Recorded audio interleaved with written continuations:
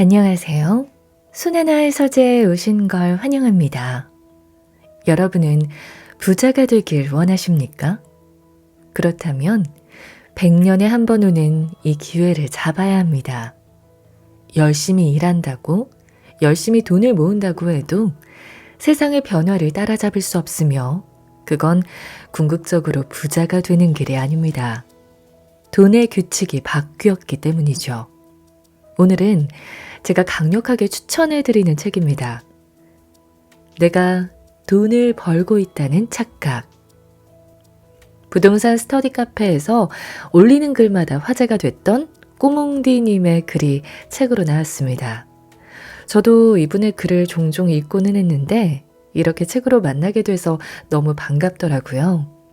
이분은 부동산 투자로 5년 만에 수십억 원 이상을 번 자산가로 번뜩이는 통찰력을 보여줍니다. 누군가에게는 불편한 진실이 담긴 글일 수도 있겠지만 그만큼 솔직하고 날카롭습니다. 저자는 자산을 달성하기 위해서는 총 3단계 시스템이 필요하다고 하는데요. 오늘은 1단계에 해당하는 부분을 읽어드릴 겁니다.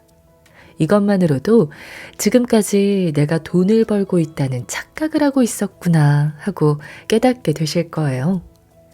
오늘 내용으로 감명을 받으셨다면 이 책을 끝까지 한번 읽어보시길 추천해 드립니다. 함께 읽어보시죠.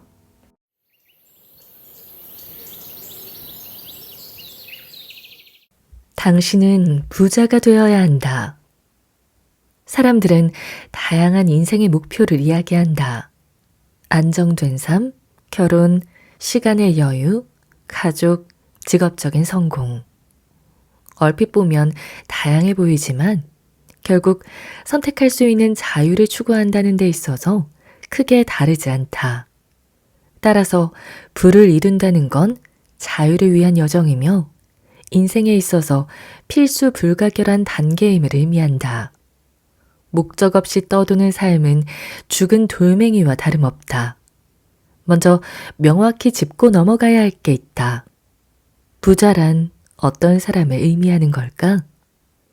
돈이 많은 사람을 부자라고 생각한다면 그 사람은 부자가 되기 어렵다. 부자란 단순히 돈 많은 사람을 의미하는 것이 아니라 남이 원하는 것을 많이 갖고 있는 자를 뜻하기 때문이다. 먼 옛날 수렵시대에는 부자 같은 건 존재하지 않았다. 사냥감을 잡기 위해 하루 종일 뛰어다니고 그날 수확물을 소모했으므로 남는 에너지 같은 건 없었다. 인간 사이에서 부의 격차가 명확하게 벌어진 건 농사가 시작되면서부터였다. 이때부터 인간은 눈앞에 보이는 사냥감을 노리는 게 아니라 눈앞에 보이지 않는 수확물을 상상하며 시간과 땀방울을 들여서 땅과 에너지를 투사하기 시작했다. 수확물이 나오자 먹고도 저장할 수 있는 잉여 농산물이 생기기 시작했다. 사람들은 농산물이 썩는 걸 방지하기 위해 동굴이나 토기 안에 저장했다. 모든 사람들은 농부가 됐고 사람들 간에 부의 격차가 생기기 시작했다. 눈앞에 보이는 사냥감만 쫓던 사람들은 부자가 되지 못했고 눈앞에 보이지 않는 미래를 쫓던 사람들은 부자가 됐다. 이때 부자가 되는 방법은 단순했다. 노동 에너지를 가치 에너지로 전환시키고 그것을 가치 저장 수단에 저장시킨다. 단순해 보이지만 이 공식은 아직도 변한 게 없다. 현대인은 자신의 노동 에너지를 가치 에너지, 돈으로 전환시키고 그걸 가치 저장 수단인 주식, 부동산, 채권, 사람에 저장시킨다. 여기서 가치 저장 수단은 형태를 가리지 않는다. 결국 물질 세계의 모든 것은 형태는 다르지만 다 같은 에너지이기 때문에 에너지를 저장한다는 점에서 모두 동일하다. 현명한 사람들은 가치가 돈과 물질에 한정되지 않는다는 걸 안다. 내 안에 지식과 지혜를 담으면 내가 가치 저장 수단이 된다. 사람에게 신뢰를 담으면 사람이 가치 저장 수단이 된다. 가족에게 사랑과 애정을 담으면 가족이라는 그릇이 가치 저장 수단이 된다. 이런 에너지들은 필요에 따라 돈이나 물질로 치환되기도 하고 그 반대가 되기도 한다. 사업을 하는 기업은 수년간 적자를 보더라도 사람들 사이에서 브랜딩을 해서 신뢰 에너지를 저장하고 구축한다. 그리고 적절할 때에 이를 물질로 치환한다. 에너지의 저장과 흐름을 꿰뚫어 보는 사람은 어떤 분야에서건 성공하기 쉽다. 이들은 세상을 복잡하게 형상화하지 않고 그저 에너지를 담을 수 있는 각기 다른 형태의 그릇으로 인식한다. 여기서 중요한 건 내 시간과 에너지를 어디에 담는 게 가장 유용한가를 생각해 보아야 한다는 것이다. 모든 가치 저장 수단은 시간이 지남에 따라 엔트로피가 증가하며 가치가 빠져나간다. 엔트로피란 세상 모든 물질에 적용되는 물리 법칙으로 질서에서 혼돈으로 돌아감을 뜻한다. 쉽게 말해서 모든 것들은 썩는다. 창고에 저장된 곡물도 썩고 사람에게 저장된 신뢰 또한 희석된다. 주식은 CEO가 에너지를 빼가고 부동산은 세금으로 에너지를 뺏어간다. 나에게 저장한 지식과 지혜도 나이를 먹으며 풍화되지만 그래도 역시 세상의 모든 것들 중에 가장 효율이 좋은 가치 저장 수단은 나 자신이다. 친구는 친구를 위해 살고 기업은 기업을 위해 살고 정부는 정부를 위해 살지만 나는 오로지 나만을 위해 살기 때문에 내 몸은 나의 한정에서 세상에서 가장 효율 좋은 가치 저장 수단이 된다. 자, 한번 생각해보자.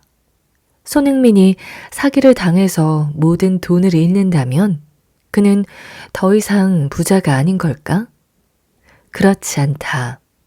그에겐 명예와 기술이라는 자산이 있다.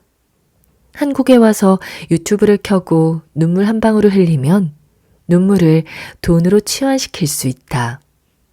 그의 명예는 언제든 물질로 치환되는 자산이며 사람이라는 가치 저장 수단 안에 저장된다. 따라서 부자란 몸이든 아니면 바깥 물질이든 간에 남과 교환할 수 있는 걸 많이 가진 사람을 의미한다. 그들은 세상을 보이는 것만으로 판단하지 않는다. 좋은 기술, 외모, 지식, 지혜, 가정, 아내, 자식, 사람. 모든 게 자산이자 부의 기준이 된다. 반면 세상을 물질로만 보는 유물론자들은 물질과 돈을 혐오하는 척하면서도 오직 돈으로만 세상의 질서를 정하려 한다. 현명한 자는 눈에 보이지 않는 것을 쫓으며 어리석은 자들은 눈에 보이는 것을 쫓는다. 따라서 우리가 부자가 되기 위해서 제일 먼저 해야 할 일은 노동력의 가치를 올리는 일, 즉 자신에게 투자하는 일이다.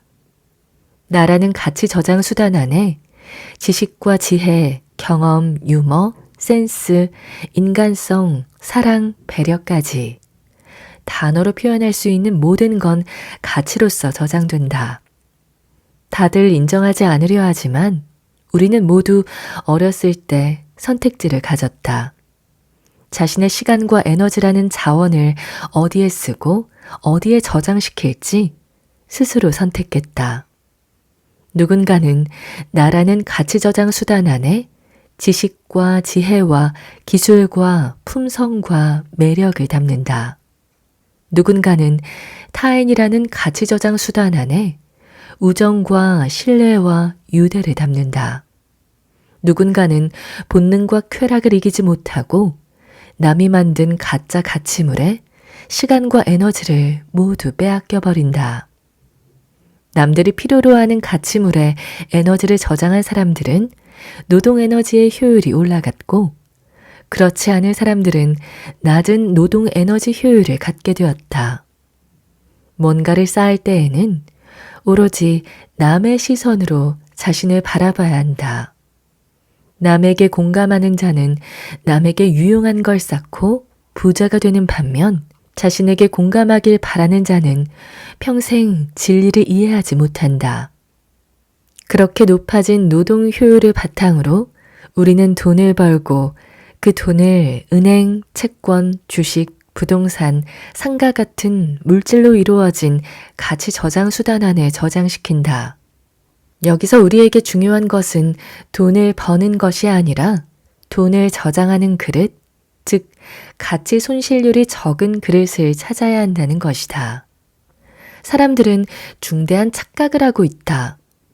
고대 시대의 농부들이 창고 안에 농산물을 저장할 때 농산물이 자동으로 불어나길 기대하지 않았다. 그저 덜 썩기만을 바랐다. 하지만 이상하게도 현대인들은 돈을 어딘가에 저장하면서 가치가 불어나길 기대한다. 이건 돈이라는 창조물, 숫자가 주는 큰 착각이다. 우리가 쓰고 있는 종이화폐라는 발명품은 세상을 거꾸로 보게 만들었다. 돈도 썩고 주식도 썩고 부동산도 썩는다. 겉으로 보이는 것들이 썩는 게 아니라 시간의 흐름에 따라 눈에 보이지 않는 내면의 가치가 썩어간다. 돈은 1년에 약 7에서 10% 이상 가치가 썩는다. 은행에 맡긴 돈들은 어떻게 될까? 내가 100만 원을 은행에 맡긴다면 은행은 10만 원 정도만 남겨두고 90만 원은 대출로 돌린다. 돈은 사람의 혈액처럼 순환한다. 90만 원은 시장을 한 바퀴 돌고 다시 은행으로 돌아온다. 그리고 90만 원의 10%인 9만 원만 남겨놓은 채 81만 원은 다시 시장을 한 바퀴 돈다. 이런 무한 반복을 통해 내가 맡긴 100만 원은 약 10배가량의 가짜 돈을 시장에 만들어내고 가짜 돈들은 부동산이나 주식 같은 자산시장으로 흘러들어가 결국 자산시장에 적힌 가격의 숫자를 올리고 자산이 없는 자들을 상대적으로 빈곤하게 만든다. 우리는 은행에 돈을 저장하고 3% 이자를 받지만 돈의 가치는 4에서 7% 이상 썩어버린다. 이걸 계산해 보면 10년마다 돈의 가치는 절반 정도로 줄어든다. 물리 법칙의 예외는 없다. 이건 단순히 알고 넘어갈 일이 아니라 우리가 마주한 가장 심각한 문제다. 연봉 3천만 원인 사람이 자신의 노동 가치를 유지하려면 10년 후 연봉은 6천만 원이 되어야 한다. 20년 후 연봉은 1억 2천만 원이 되어야 한다. 30년 후 연봉은 2억 4천만 원이 되어야 한다. 40년 후 연봉은 4억 8천만 원이 되어야 한다. 심지어 이렇게 연봉이 올라도 나아지는 게 아니라 그저 현상 유지를 했을 뿐이다. 이게 바로 전 세계 모든 노동자들이 직면한 신용화폐 시스템의 현실이고 거의 모든 사람들이 필연적으로 가난해질 수밖에 없는 구조다. 이런 시스템에 위기감을 느낀 사람들은 더 좋은 가치 저장 수단을 찾아 헤맨다. 우리나라는 부동산을 선호한다. 미국은 S&P 500을 선호한다. 다들 제일 이익률이 좋은 곳, 가치 손실률이 적은 그릇을 찾아다닌다. 여기서 선악은 없다. 농부가 농산물을 썩지 않게 보관하는 건 당연한 일이다. 하지만 현대인들의 가치 저장은 시스템에 의해 투자라는 이름으로 변형되었다. 누군가는 투기라는 이름으로 매도하지만 농산물을 썩게 하는 농부가 게으른 것처럼 아무것도 하지 않은 개인도 게으르다. 따라서 개인들은 그릇을 찾아야 한다. 그릇들을 잘 비교해 보면 재미있는 사실을 발견할 수 있다. 모든 그릇들은 화폐 발행량 이상으로 수익을 내는 게 거의 불가능하다는 것이다. 이건 사실 너무 당연한 일이다. 돈이란 건 혈액처럼 흐르므로 누군가 이익을 봤다면 누군가는 손해를 보는 제로섬 게임이다. 따라서 전체 투자 수익률은 0%에 수렴해야 한다. 하지만 전 세계의 화폐는 1년에 약 7에서 10%씩 증가하므로 화폐 증가량만큼의 수익률이라는 허상이 생긴다. S&P 500, 우리나라 부동산의 가치 증가율은 화폐 증가율을 거의 그대로 따라간다. 주식시장에서 개별 종목을 투자해서 돈을 버는 건 대부분 운이다. 태풍 속으로 들어가서 바람의 방향을 예측하는 건 무모한 행동이다. 따라서 전문 투자자도 시장 수익률을 이기긴 힘들다. 심지어 투자의 전설로 불리는 워런 버핏조차 최근 10년간 S&P 500의 수익률은 이기지 못했다. 지수 투자를 하는 게 자신의 에너지를 쓰지 않고 가치 에너지를 보존하는 가장 이상적인 방법이지만 금융사는 개인의 에너지를 갈취하고 싶어 하므로 최대한 매매를 많이 하게 만든다. 실제로 주식 투자로 돈을 버는 사람은 많지 않다. 거의 모든 부자들은 사업 같은 노동 에너지를 바탕으로 부를 쌓고 그것을 좋은 가치 저장 수단 안에 오랫동안 보관한 사람들이다.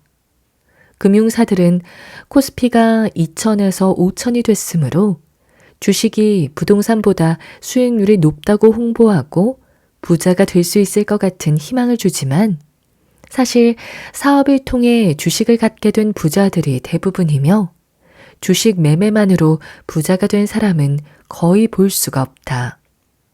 금융사가 부유해진다는 건 개인이 가난해진다는 뜻이다. 하지만 사람들은 금융사가 만든 거대한 하우스에서 인생의 에너지를 갈취당한다. 이 원리를 이해하고 나면 투자만으로 부를 증가시킨다는 건 거의 불가능하다는 게 이해된다. 베이비 부머 세대들은 세상 대부분의 가치 저장 수단, 주식, 부동산 채권을 소유하고 있다. 따라서 아무것도 안 해도 화폐 증가량만큼 부를 보존하며 아래 세대가 고심하며 1,000만 원을 수익 볼 동안 앉은 자리에서 10억을 번다.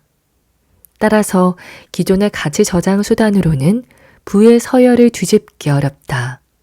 그저 나의 가치 에너지를 보존하는 데 만족하거나 윗세대가 모르는 새로운 그릇을 찾아야 한다. 결국 종합해보면 고대로부터 우리가 부자가 되는 방법은 변한 게 없다. 먼저 나 자신에게 가치를 저장하고 그렇게 생긴 가치물을 좋은 그릇에 저장해야 한다. 중요한 건 순서를 바꾸면 안 된다는 것이다. 인생은 체스 게임과 같다. 한 번 한 번의 수가 모여 결과를 만든다. 인간의 눈으로 봤을 때 삶은 온갖 불평등으로 가득 차 있지만 신의 눈으로 봤을 때 사람은 모두 자유의지를 갖고 스스로의 운명을 선택할 수 있다는 점에서 평등하다. 삶은 처음엔 비슷해 보여도 다들 마음속엔 다른 방향을 가지고 있다. 대부분의 사람들은 시간을 허비하고 체크메이트 상황에 와서야 몸부림을 친다.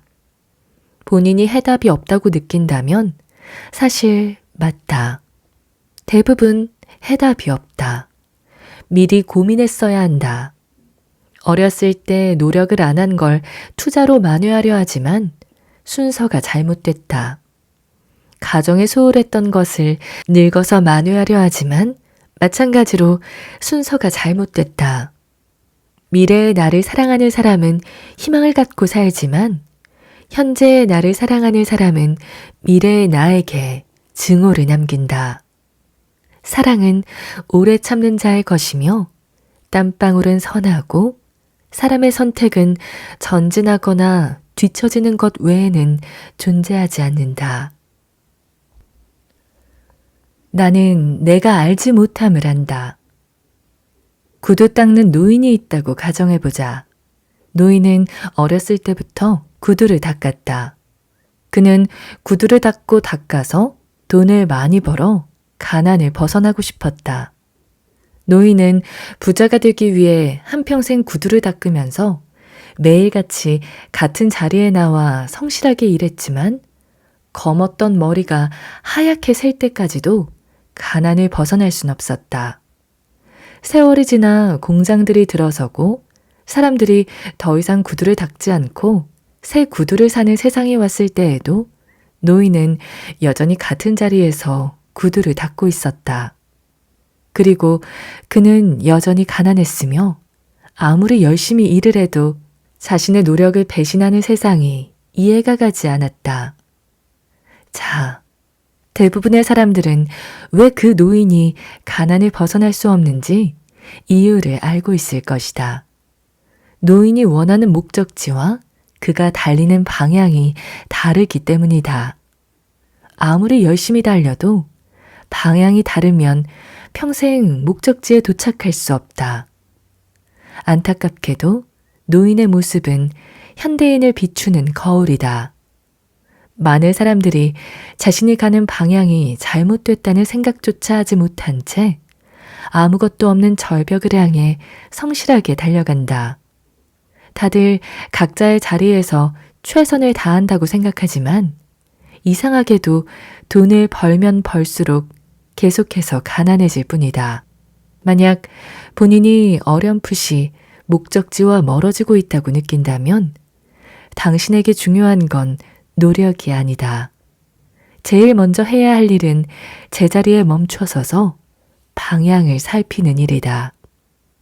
현대의 평범한 직장인들, 사회 구성원들은 거의 다 비슷한 생각을 가지고 있다. 열심히 돈을 벌지만 딱히 모이지가 않는다. 적은 돈을 모아 태산을 만들어도 부동산 값은 이미 구름 위로 올라가 있다. 돈이 모이지 않으니 미래에 대한 설계도 불분명해지며 미래가 보이지 않으니 열심히 일할 요인도 점점 사라진다. 사람들은 희망을 얻기 위해 오늘도 자산시장을 기웃거린다. 그들에게 투자는 단순히 부에 대한 탐욕이나 여가 활동이 아니다. 자신의 미래가 아직 정해진 건 아니라는 몸부림이며 무기력한 삶의 신락 같은 희망이다. 하지만 투자 활동을 하기에 앞서 우리는 먼저 올바른 지식과 지혜를 가져야 한다. 우리에게 필요한 건 차트 분석이나 경제학 용어, 지식, 회계 분석 같은 게 아니다. 그런 것들은 사람들의 시간과 희망을 잡아먹고 특정인들의 배를 불리는 사회의 덫에 불과하다. 당신에게 중요한 건 방향을 잡는 방법을 아는 것이다. 사람들은 모두 서 있는 위치가 다르기에 어떤 이에겐 좋은 조언이라도 어떤 이에겐 막다른 방향으로 인도하기도 한다. 서쪽으로 치우친 사람은 동쪽으로 가야 하지만 동쪽으로 치우친 사람은 서쪽으로 가야 한다. 직업과 나이, 성별, 자산 규모, 가족, 배우자에 따라 자신에게 맞는 방향을 잡아내는 건 오직 본인만이 할 수 있다. 저축을 해야 한다. 주식을 해야 한다. 부동산을 사야 한다. 정해진 법칙 같은 관념에서 벗어나야 한다. 우리는 기술과 사회의 변화에 맞춰서 적합한 투자를 해야 하는데 대부분의 사람들은 부모님께 배우거나 남에게 들은 지식을 검증 없이 받아들이기 때문에 이미 낡아서 적용되지 않는 지식을 엉뚱한 데 적용하곤 한다. 마치 스마트폰 시대에 전자사전을 만드는 사람처럼 인생의 귀중한 시간과 자원을 낭비한다. 특히 단기간에 초고속 경제 발전이라는 세계에 유례없는 특이성을 갖고 있는 대한민국에서 살아왔기 때문에 더욱더 잘못된 방향으로 접근하는 사람들이 많다. 대한민국은 1950년대 한국전쟁 이후로 모든 게 리셋된 나라다.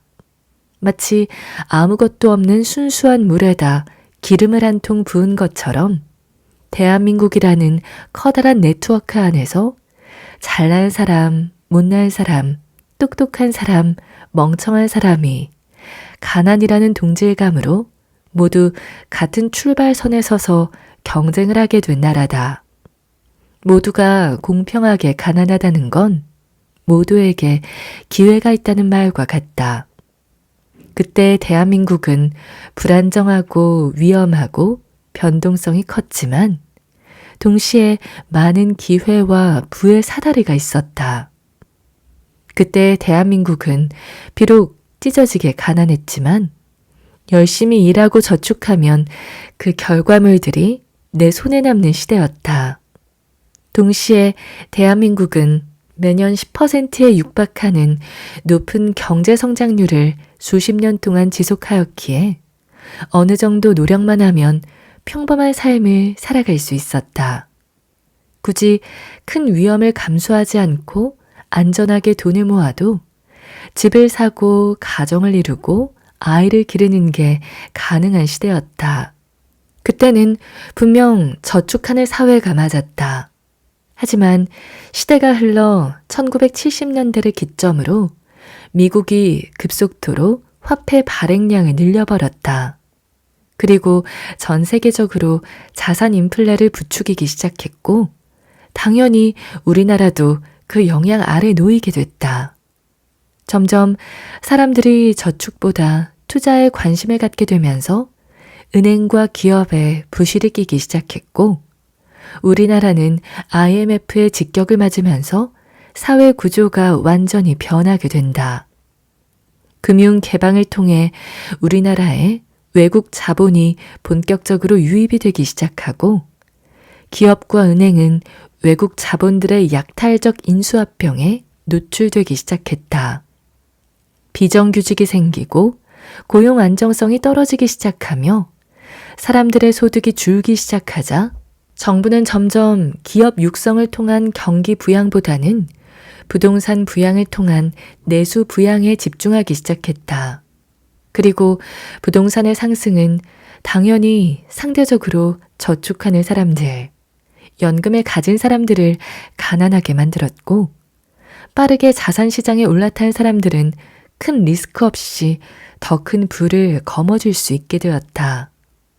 저축하는 사회가 아니라 투자를 하는 사회로 넘어가기 시작했다. 설상가상으로 1980년대 중국의 개혁 개방 이후로 중국과 산업 분야가 겹치는 우리나라는 성장 동력을 점점 잃게 된다. 빠른 산업화를 이룬 중국은 가격 경쟁력에서 우리나라를 압도하기 시작했고 더 이상 대한민국은 서방 자본에게 중국 이상으로 매력적인 투자처가 아니었다. 성장이 꺾이니 내수가 죽고 내수를 살리기 위해 다시 돈을 풀고 그 결과 부동산이 오르는 악순환이 계속되었다. 우리나라의 성장률이 극적으로 꺾이기 시작한 건 2008년 미국에서 시작된 금융위기 이후부터다. 미국 은행과 기업, 정부의 방만한 경영은 결국 부채의 연쇄 폭발을 가져왔고 미국 정부는 폭발을 막기 위해 또다시 전 세계적으로 돈을 풀기 시작했다. 전통적인 기업 경영 방식으로 이득을 내는 기업들이 점점 사라지고 기업들 간에도 양극화가 심화되며 실제 물건을 팔아 돈을 버는 것보단 금융소득으로 이익을 메꾸는 기업이 많아지기 시작했다. 금융투자, 부동산, 주식을 하는 사람들과 그렇지 않은 사람들과의 차이가 점점 선명해지기 시작했다. 그때는 저축보다 부동산과 주식을 하는 게 맞았다. 하지만 또다시 변화가 생기기 시작했다. 주식과 부동산 시장 안에서도 점점 자산의 양극화가 심화되기 시작했다. 인터넷과 SNS는 정보 접근성의 평등을 가져왔다. 밀실에서 그들끼리 공유하는 내부자 정보는 희소해지기 시작했다. 누구나 약간의 노력만 기울이면 전문가의 입지 분석, 기업 분석, 어디가 저평가되고 어디가 고평가돼 있는지까지 손바닥 보듯이 알 수 있게 되었다. 분명 기술은 편리해졌지만 덕분에 평범한 사람들의 기회도 사라지게 되었다. 예전같이 발로 뛰는 부동산 임장이나 흙 속의 진주 같은 기업을 재무 분석을 통해 발굴해내는 시대는 저물어 갔다. 정보가 귀하던 시절엔 정보의 우선권을 쥐는 자가 기회를 잡을 수 있었지만 이제 모두에게 같은 정보가 주어졌기에 더 이상 뜻밖의 기회도 생기지 않았다. 현재 우리나라 모든 사람들은 강남 부동산이 가장 좋은 투자처라는 걸 알고 있다. 정보는 같지만 수량이 한정되어 있기 때문에 가격으로 입장권을 제한해버렸다. 수십억 원의 가격을 메꿀 수 있는 신용이나 소득 혹은 부유한 부모를 가진 자만이 먼저 우량 자산에 엉덩이를 깔 수 있게 되었고 자산 시장에도 양극화가 뚜렷해지기 시작했다. 금융시장이 전 세계적으로 상호 연결되면서 미국의 금융시장은 전 세계의 잉여 자본을 빨아들이게 되었고 나머지 국가의 금융시장들은 상대적으로 점점 수익률이 떨어지게 되었다. 기존의 금융자산 투자로 부자가 될 수 있는 시기가 점점 저물기 시작하면서 우리 사회는 지속 불가능한 사회로 전환되고 있다. 옛날엔 저축이 맞았지만 지금은 틀리다. 옛날엔 자산 투자가 맞았지만 지금은 그것만 갖고는 안 된다. 이러한 일련의 변화들은 다양한 요인이 작용하여 일어나는 것 같지만 크게 보면 무척이나 단순하다. 바로 모든 사회, 정치, 경제, 자산, 인간의 양극화다. 물과 섞인 기름이 서로 갈라져 제자리를 찾아가듯이 세상을 지배하는 엔트로피의 법칙에 의해 더 이상 상승도 없고 하강도 없는 썩어가는 저수지로 변하고 있다. 옛날엔 거의 리스크를 지지 않고 저축만 해도 부자가 될 수 있었다. 10수년 전까지만 해도 약간의 리스크를 지고 부동산이나 주식을 하면 부자가 될 수 있었다. 얼마 전까지만 해도 상당한 리스크를 지고 영혼을 끌어다 강남의 집을 사면 부자가 될 수 있었다. 현재는 영혼을 팔아도 사다리를 올라갈 길이 잘 보이지 않는다. 사다리가 없어지면 사회가 붕괴된다. 열심히 일해도 평생 그 자리에 있어야 하는 사회라면 그 누구도 더 이상 일할 동기를 부여받지 못한다. 저축과 투자가 힘을 잃어가는 사회 속에서 누군가에게 투자 조언을 한다는 건 쉬운 일이 아니다. 왜냐하면 대부분의 사람들은 강남 부동산을 살 재력이 없으며 우상향하는 ETF에 수억 원의 돈을 넣어놓고 잊어버릴 수 있는 수준의 근로소득이 없기 때문이다. 그렇다면 더 이상 젊은 세대에게 부의 사다리가 존재하지 않는 것일까? 그렇지 않다.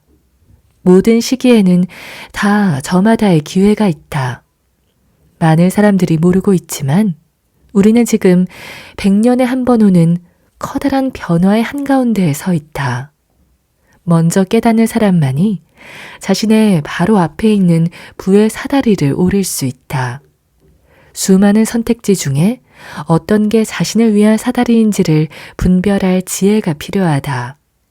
그 시작은 아는 것으로부터 출발한다. 경제적으로 양극화되고 성실성도 힘을 잃고 정보도 모두 오픈되어 이변이 일어나지 않는 사회에서는 남보다 한두 발이 아니라 서너 발 앞서 나가는 통찰만이 오로지 유일한 사다리가 된다. 부디 이 글이 각자의 인생에서 문제를 맞닥뜨린 이들에게 의미 있는 글이 됐으면 한다. 나에게 투자하는 법, 기술 중심으로 사고하라. 학생은 자신의 몸에 미래를 위한 가치를 담는 기간이다. 이는 주식이나 부동산 투자와 본질적으로 다르지 않다. 내 안에 장차 몇십 년을 지탱해 줄 수 있는 가치물을 담는 것. 다른 말로는 사회가 원하는 걸 내 안에 쌓아가는 것이다. 하지만 대부분의 사람들은 제도적 틀에 정형화된 채 본질보다는 학업 그 자체의 목적을 둔다. 우리는 필요한 사람이 되기 위해 학업을 쌓는 것이지 그저 학위를 따기 위해 공부하는 것이 아니다. 학생들과 부모들은 세상의 변화를 인지해야 한다. 수십 년 전과 비교해 봤을 때 좋은 학위를 가지고 있다 해서 더 이상 커다란 변별력을 가지지 않는다. 양극화로 인해서 취업과 창업으로서의 학위의 가치가 폭락했기 때문이다. 이런 사회적 변화에 비해 제도적 변화는 늦고 모두가 문제를 인식했을 때는 이미 너무 늦어 있다. 따라서 세상의 변화를 인지하고 자신의 노동력을 어떤 시장에 투자할지 스스로 정해야 한다. 자신의 노동력을 향상시키기 위해선 모든 일을 기술 중심으로 사고해야 한다. 어떤 시대든지 간에 엄청난 부의 기회는 모두 새로운 기술로부터 발생했기 때문이다.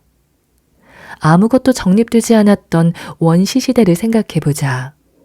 인간이 처음 초원 위에 태어났을 때 인간은 동물들과 큰 차이가 없었다. 발톱도 없고 달리기가 빠르지도 않았지만 인간은 끊임없이 기술을 발전시켜 다른 동물들과 차별성을 만들어갔다. 발톱을 대신하기 위해 돌로 된 무기를 만들고 멀리서도 사냥을 할 수 있는 창을 만들고 추위를 이겨내기 위해 가죽으로 옷을 만들며 조금씩 사냥 효율을 늘려갔다. 같은 시간 안에 훨씬 큰 생산성을 낼 수 있는 농사를 짓거나 혹은 자신의 노동력 없이도 사냥할 수 있는 덫을 개발하면서 드디어 동물과 비교할 수도 없는 부의 격차를 만들게 되었다. 우리가 당연하게 쓰고 있는 많은 기술은 그 기술이 처음 세상에 등장했을 때 인간의 생활 양식을 완전히 바꿔놓았다. 원시 인류는 불을 통제하고 활용하기 시작했다. 우리는 불을 당연한 듯이 쓰지만 그 당시에 불은 엄청난 하이테크 기술이었다. 불이 기술이라 하면 의아하게 생각할 수도 있지만 애초에 기술의 본질은 자연의 에너지를 인간이 써먹기 좋은 형태로 가공하는 것을 말한다. 그런 면에서 불은 자연의 에너지를 인간이 쓰기 편한 형태의 대량 에너지로 바꿔주는 최초의 채널링 기술이었다. 인간은 동식물로부터 에너지를 섭취하는데 날 것을 소화시키는 데는 신체적 에너지가 많이 소모되었다. 하지만 불을 이용하면 인간 외부에서 소화시키기 편한 형태로 바꿔서 섭취할 수 있었다. 소화에 들어가는 에너지가 줄자 뇌에 더 큰 에너지를 쓸 수 있게 됐고 뇌가 발달했다. 불은 나무를 에너지원으로 삼아 인간의 추위를 물리쳐주고 짐승과의 싸움에서 승리를 안겨주기도 했다. 수십 년간 나무에 축적된 에너지는 불이라는 기술을 이용해 인간이 사용할 수 있는 에너지로 채널링 되었다. 인간은 짐승을 부리는 기술도 배우기 시작했다. 가축화된 짐승들은 인간이 할 일을 대신하며 인간의 삶을 한 단계 풍요롭게 만들어 주었다. 밭을 갈고 빠른 속도로 이동하고 물건을 옮기며 인간으로선 상상도 할 수 없는 에너지 효율을 만들어줬다. 만약 가축이 없었다면 어떤 세상이 왔을까? 아메리카 대륙의 아즈텍 문명이나 잉카 문명에는 가축화시킬 짐승이 없었다. 따라서 바퀴도 존재하지 않았고 수송도 없었으며 대규모 상거래도 없었다. 그 결과 유럽과의 문명 격차는 1000년 이상 차이가 나버렸다. 기술이 발전하지 않는 문명은 자연에서 에너지를 얻을 수 없으므로 서로를 잡아먹는다. 그들은 서로를 노예로 부리고 잡아먹었다. 영국에선 에너지 혁명이 일어났다. 석탄이라는 자연의 에너지원을 기계 에너지로 전환시키고 더 빠른 속도로 열 교환을 하기 시작했다. 짐승으로 옮길 수 없는 무거운 화물도 원거리 이동이 가능해졌다. 록펠러는 정유 공장을 차리고 대중화시키면서 자동차의 시대를 이끌어냈다. 자연의 에너지는 많이 소모되었지만 인간은 과거에는 상상도 할 수 없는 먼 거리를 이동하며 살게 되었다. 카네기는 강철을 만들어냈다. 강철은 놀랍게도 시멘트와 완벽히 동일한 열팽창 계수를 갖고 있다. 드디어 인간이 20층 이상의 건물을 지을 수 있게 되었다. 한정된 땅의 공중에다 새로운 땅을 창조해냈다. 강철의 발명은 건물을 높게 만들었고 도시에는 수십만 명이 살게 되었고 땅값을 올렸고 마치 반도체가 점점 집적되며 효율이 올라가듯이 더 효율적인 열교환이 가능한 대도시를 만들어냈다. 부가 생산되는 중심에는 항상 새로운 기술이 있다. 기술 중심으로 사고하고 활용하지 않는다면 스스로를 동물의 사고 안에 가둬둔다고 할 수 있다. 분명 과거에도 새로운 기술이 개발되었을 때 이를 인지하지 못하거나 알고도 스스로의 아집에 갇혀 받아들이지 못할 사람들이 있었을 것이다. 누군가는 구시대적 사고에 갇혀 창을 들고 한 마리의 물고기를 잡았을 테고 누군가는 정성스럽게 어망을 짜서 수십 마리의 물고기를 잡았을 것이다. 기술에 따른 노동의 격차는 현대사회에서도 다르지 않다. 특히 현대사회는 물리적 한계에 갇혀있던 아날로그 시대에서 완전한 디지털 시대로 넘어가는 과도기이기 때문에 모든 걸 디지털 중심으로 사고해야 한다. 아날로그 시대는 물질 안에서의 세상을 의미하며 디지털 시대는 컴퓨터 안에 1과 0으로 만들어진 가상세계다. 디지털 세상 속에서 상거래를 하며 디지털 화폐로 거래를 한다. 인간의 만남도 땅의 한계를 초월하여 디지털 세상 속에서 이루어진다. 중국에는 VR과 AR의 발전으로 인간의 오감이 디지털 세상 속으로 넘어간다면 인간은 드디어 물질 세상의 한계를 넘어 물리적 한계가 없는 디지털 세상 속으로 완전한 이주를 하게 될 것이다. 이것은 더 편하고 강하고 빠른 걸 추구하는 인간의 본성에 따른 필연적인 흐름이다. 예를 들어 요식업을 한다고 가정을 해보자. 아날로그 시대의 요식업은 직접 발로 뛰어서 임장을 다니며 자리를 물색하고 간판 가게에 간판을 의뢰하고 인테리어를 하고 두 발로 뛰며 전단지를 돌려 가게를 홍보했다. 그리고 찾아오는 손님에게 잘해주면 입소문이 퍼지며 손님이 유입되었다. 하지만 디지털 시대의 요식업은 다르다. 작은 구멍가게를 차려도 브랜딩을 할 수 있으며 스토리와 이미지를 씌울 수 있다. 과거엔 브랜딩 비용이 많이 들었기 때문에 전문적인 브랜딩은 기업들의 전유물이었지만 디지털 플랫폼의 발달로 이제는 누구나 저렴한 비용으로 로고를 디자인하고 스토리를 부여할 수 있게 되었다.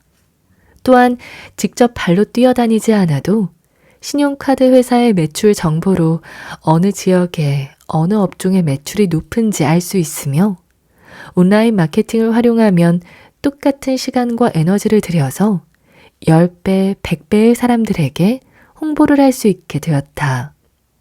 기술을 적극적으로 활용하면 자본주의 시장 경제에서 훨씬 유리한 고지를 점할 수 있다. 얼마 전 코로나19가 터졌을 때도 많은 음식점들이 망하는 와중에 살아남은 가게들은 기술을 적극적으로 활용한 가게들이었다. 비대면 정책으로 손님들과의 연결이 차단돼 버렸고 대부분의 사람들이 봉쇄가 풀리기만을 기다리는 동안 어떤 가게들은 배달 플랫폼이라는 신기술을 활용하여 적극적으로 사업 방식을 전환했다. 대부분의 사람들은 발전된 디지털 기술을 그저 소비하며 즐기는 데만 사용한다면 어떤 사람들은 디지털 기술을 만들어내고 혹은 만들어내지 않더라도 그것을 활용하여 자신의 가치를 높여나간다. 세상은 항상 빠르게 변화한다.